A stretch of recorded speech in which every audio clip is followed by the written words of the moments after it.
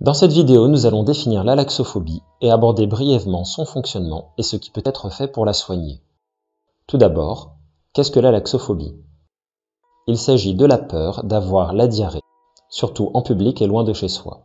La laxophobie est un trouble complexe, faisant intervenir des mécanismes psychologiques et des mécanismes corporels. Ce trouble fait l'objet de recherches pluridisciplinaires, en neurosciences, en psychopathologie, en médecine et en psychologie de la santé. La laxophobie entre en particulier dans le champ d'une discipline émergente, la neurogastro-entérologie, qui étudie le système nerveux entérique. La laxophobie est une phobie dite spécifique. De plus, contrairement aux phobies classiques, la laxophobie comporte une dimension émotionnelle liée à la honte. Les phobies honteuses, au sein desquelles on peut compter par exemple la cystophobie, qui est la peur de suriner dessus en public, peuvent en effet prendre chez certains patients une composante sociale importante, le regard de l'autre pouvant venir aggraver les symptômes de la phobie. Mais comment devient-on laxophobe? Une maladie digestive, une situation choquante ou humiliante peuvent traumatiser psychologiquement. Il s'agit souvent du point de départ de la laxophobie qui survient par exemple fréquemment des suites d'une maladie de Crohn, d'une colopathie fonctionnelle, d'un syndrome du côlon irritable ou d'une rectocolite hémorragique. Placée dans une situation de stress faisant intervenir un sentiment d'impuissance et des sensations de diarrhée impérieuse, la personne va associer ces sensations et émotions. Le fonctionnement du système intestinal est régulé par un réseau complexe reliant le cerveau et l'intestin, aussi appelé axe intestin-cerveau. Ce système instaure un dialogue bidirectionnel.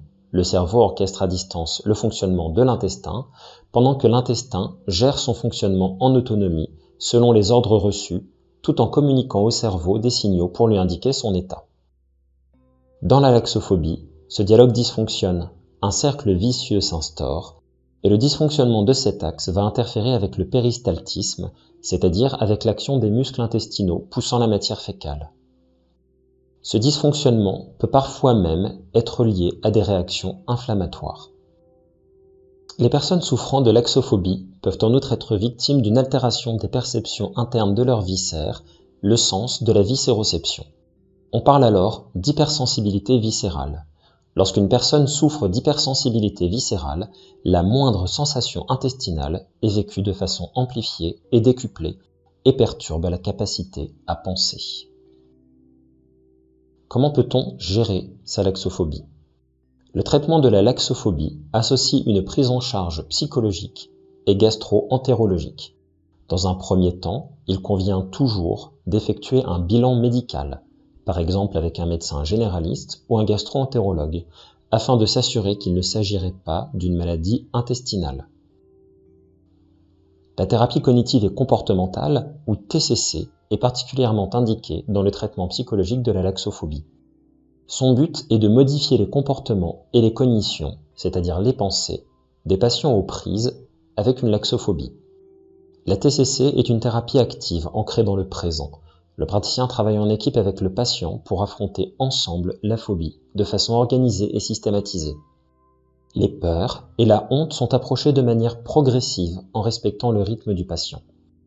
Une approche de la troisième vague des thérapies cognitives, appelée la méditation de pleine conscience ou mindfulness, a permis d'obtenir une amélioration importante de l'anxiété chez les personnes souffrant d'hypersensibilité viscérale. Il s'agit d'un entraînement à l'orientation de l'attention. Pour vous aider à gérer votre laxophobie, l'Institut Pipsy met à votre disposition un livret conseil gratuit.